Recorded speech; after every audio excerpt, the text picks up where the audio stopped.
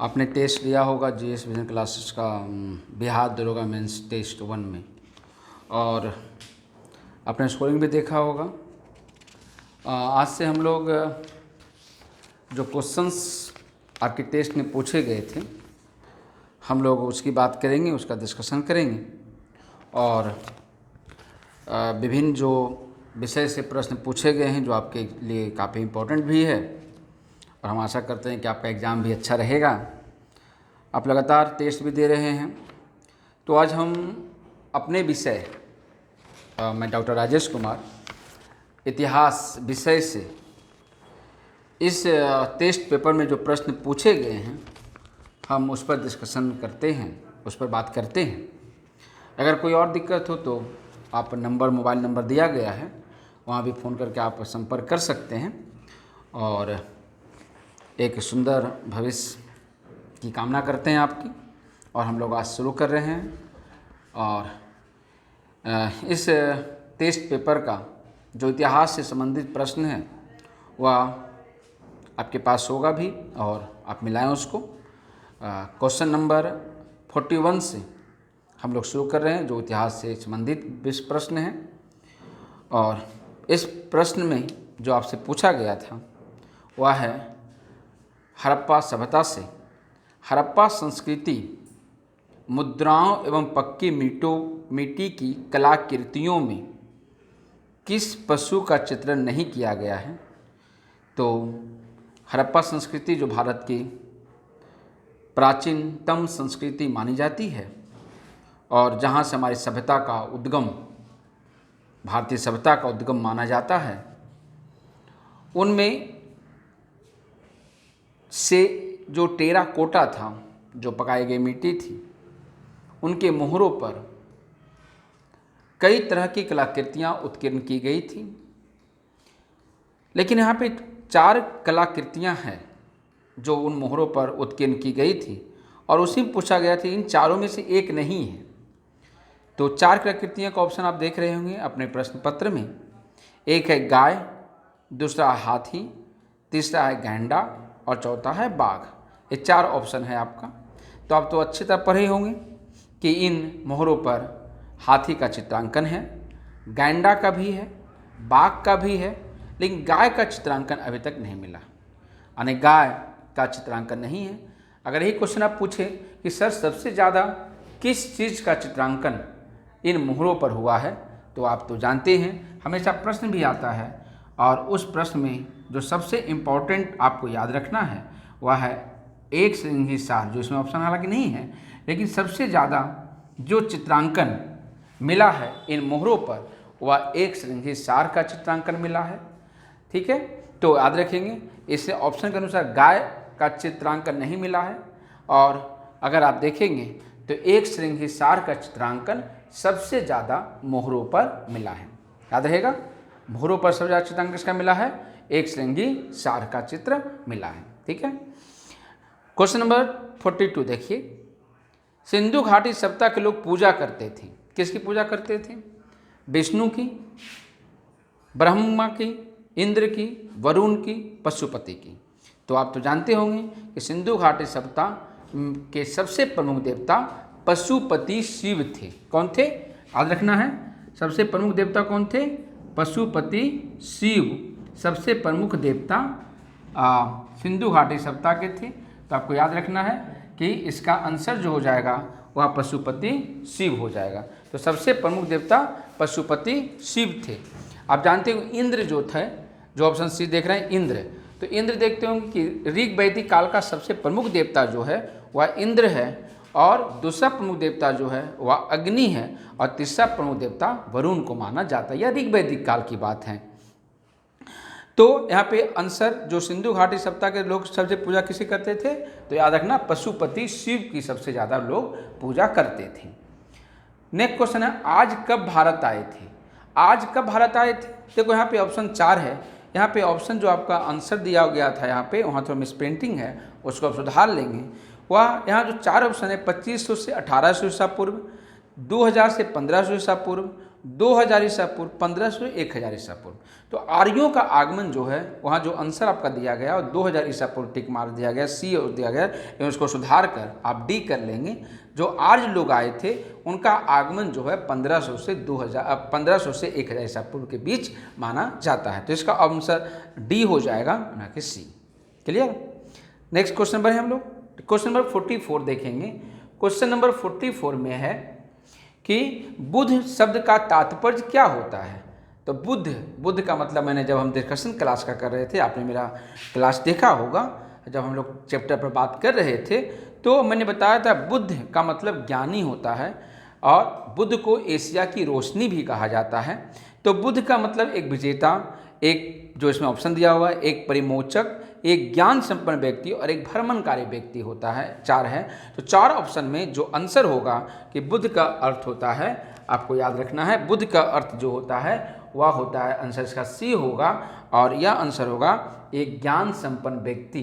तो बुद्ध का अर्थ एक ज्ञानी व्यक्ति होता है या ज्ञान संपन्न व्यक्ति, जो आपका ऑप्शन में दिया गया है वह होगा, बुद्ध का अर्थ होता है एक ज्ञान संपन्न व्यक्ति। क्वेश्चन 45 देखेंगे।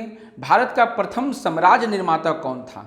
नंद वंश, मौर्य वंश, गुप्त वंश, इनमें कोई नहीं। देखो, अगर साम्राज्य निर्माता की बात आए तो चंद्रगुप्त मौर्य ने एक विशाल साम्राज्य की स्थापना की। इसकी शुरुआत ठीक है कि हर्यक वंश से हो चुका था। हर्यक वंश के बाद शशुनाग वंश ने भी साम्राज्य का विस्तार किया, नंद वंश ने किया, लेकिन एक साम्राज्य को विस्तृत रूप से और सबसे ज़्यादा विस्तृत रूप से अगर किसी ने स्थायित्व दिया तो वह मौर्य राजवंश था। और इस क्वेश्चन के अनुसार ऑप्शन जो है 45 का, वह 45 का जो आंसर है वह हो जाएगा बी, यानी मौर्य वंश को एक साम्राज्य निर्माता राजवंश के रूप में जाना जाता है। आप मौर्य वंश के 3 शासकों के बारे में जानते ही होंगे। मौर्य वंश के 3 प्रमुख शासक जो थे, जिसका नाम आपको जरूर याद रखना चाहिए, चंद्रगुप्त मौर्य, बिंदुसार और उसके बाद अशोक। जो अशोक सबसे महान शासक माना जाता है और अशोक के समय कलिंग को जीता गया था 261 ईसा पूर्व में। और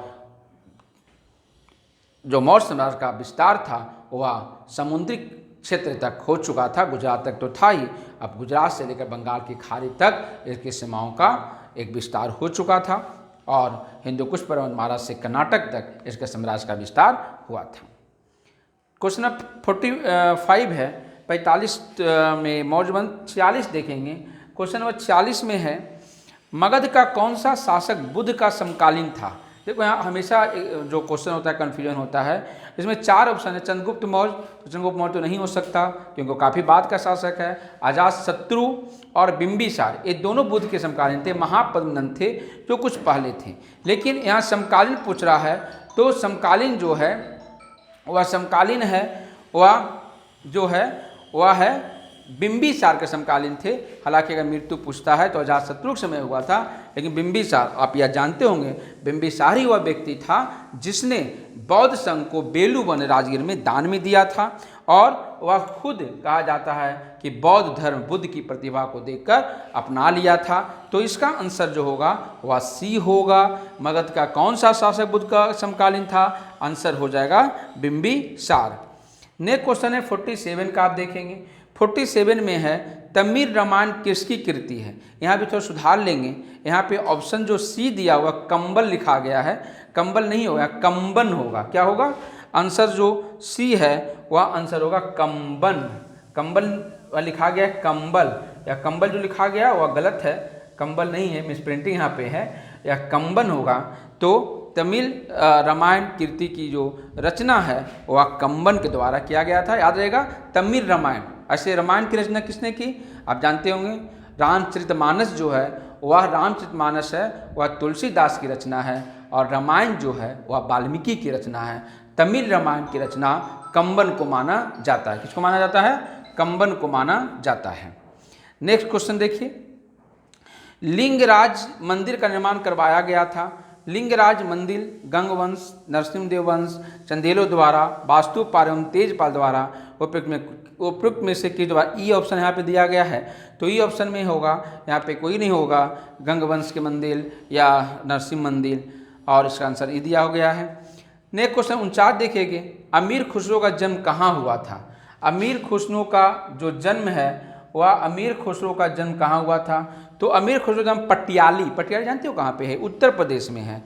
तो अमीर खुसरो का जन्म जो है वह पटियाली उत्तर प्रदेश में हुआ था। अमीर खुसरो के बारे में तो आप जानते होंगे, पटियाली में इसका जन्म हुआ था, उत्तर प्रदेश में पड़ता है यह पटियाली, बलिया के पास है। तो ये अमीर खुसरो बहुत बड़ा व्यक्ति, बहुत विद्वान व्यक्ति था। यह व्यक्ति जो है वह अलाउद्दीन खिलजी के दरबार में रहता था।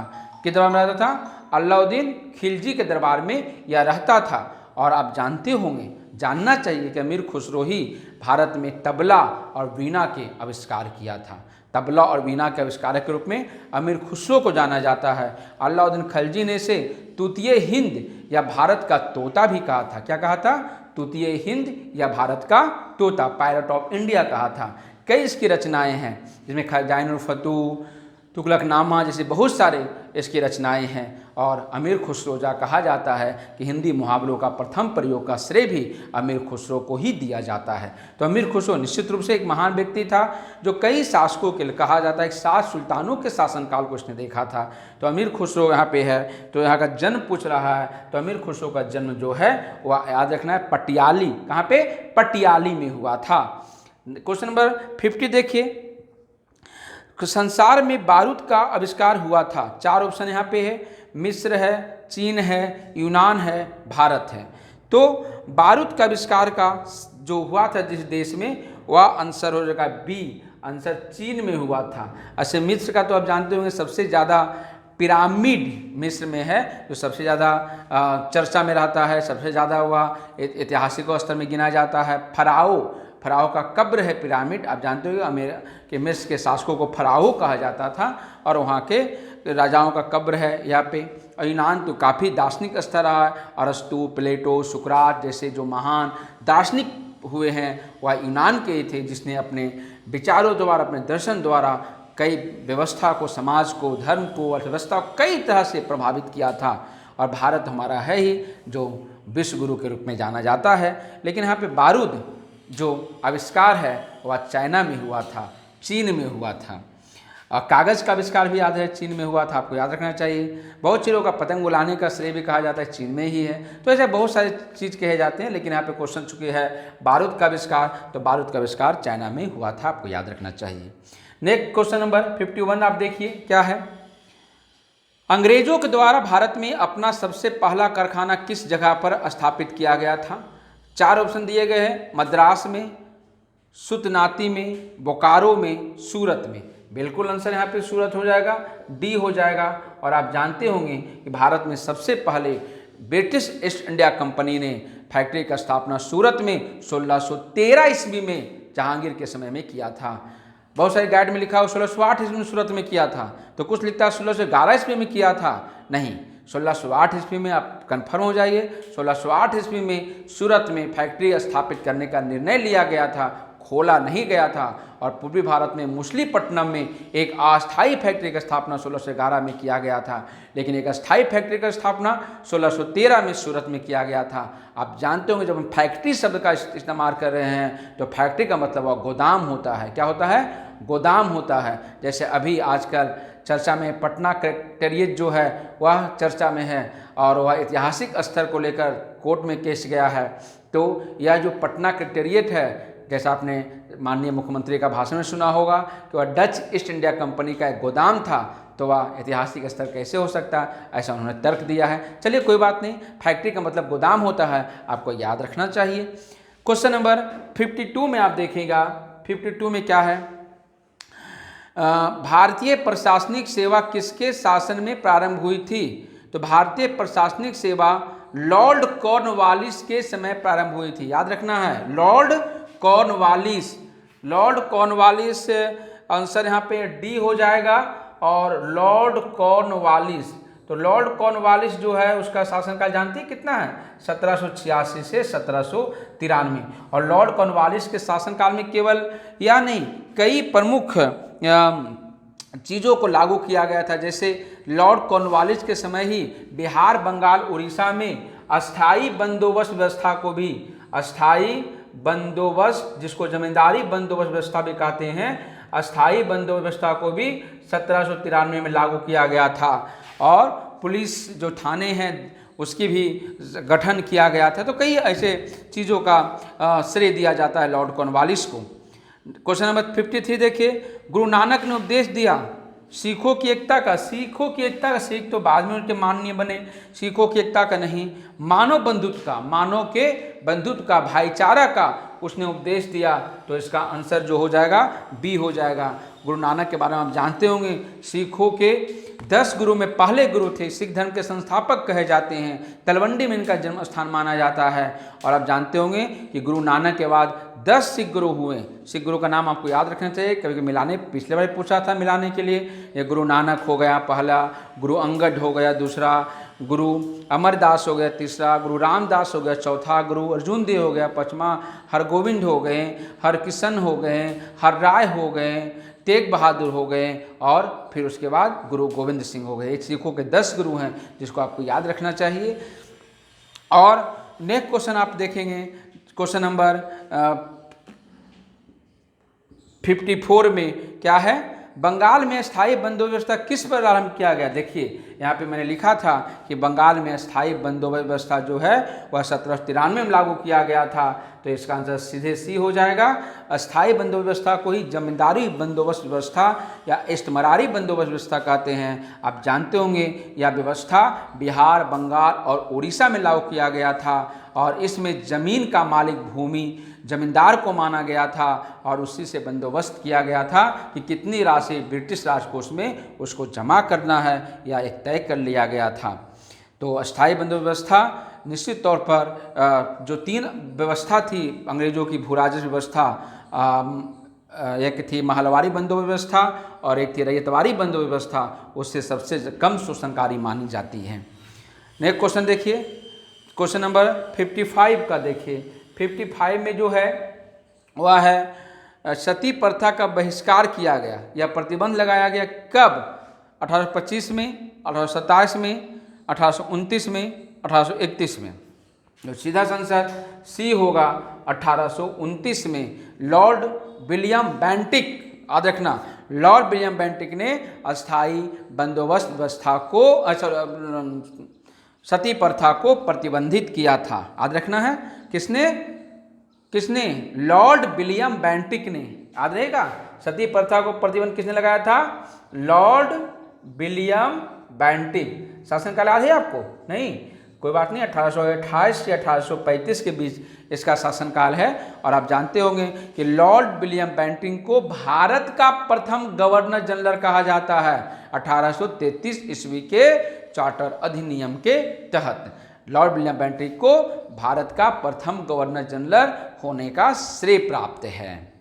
नेक्स्ट क्वेश्चन देखिए, क्वेश्चन नंबर 56 का जो क्वेश्चन है वह यह है कि सर्वप्रथम इंग्लैंड को बनियों का देश किसने कहा था। निश्चित तौर पर बनियों का देश सर्वप्रथम कहने वाला व्यक्ति फ्रांस का राजा था, नेपोलियन। 1804 में फ्रांस का सम्राट बना था नेपोलियन बोनापार्ट। था नाटा आदमी, लेकिन दिमाग का और साहस का बहुत बड़ा व्यक्ति था और काफ़ी साहसी व्यक्ति था। और उसने निश्चित तौर पर यूरोप में अपनी एक प्रभुता को स्थापित करने में सफलता हासिल की थी। खासकर जब आर्य पार किया था तो उसकी साहसिकता की चर्चाएं पूरे विश्व में फैल गई थी। क्वेश्चन नंबर 57 जो है वह है इंडिया डिवाइडेड नामक पुस्तक इनमें किसने लिखी। महात्मा गांधी नहीं, लाला लाजपत राय नहीं, डॉक्टर राजेंद्र प्रसाद। हाँ, भारत के प्रथम राष्ट्रपति डॉक्टर राजेंद्र प्रसाद ही इंडिया डिवाइडेड नामक पुस्तक के रचना की। India divided doctor Rajendra Prasad, याद रहेगा, डॉक्टर राजेंद्र प्रसाद ने ही इंडिया डिवाइडेड नामक पुस्तक की रचना की। क्वेश्चन नंबर 58 देखिए। 58 में है कि गृह शासन आंदोलन निम्नलिखित में प्रारंभ किया गया था। गृह शासन मतलब होम रूल आंदोलन। तो होम रूल आंदोलन जानते होंगे, 2 व्यक्ति महत्वपूर्ण थे, एक बाल गंगाधर तिलक, और यहाँ तिक लिखा गया, तिलक कर लेंगे उसको, बाल गंगाधर तिलक। इसका ऑप्शन हो जाएगा ए, इसका आंसर होगा बाल गंगाधर तिलक। तो बाल गंगाधर तिलक ने ही होम रूल आंदोलन की शुरुआत किया था और एनी बेसेंट ने किया था।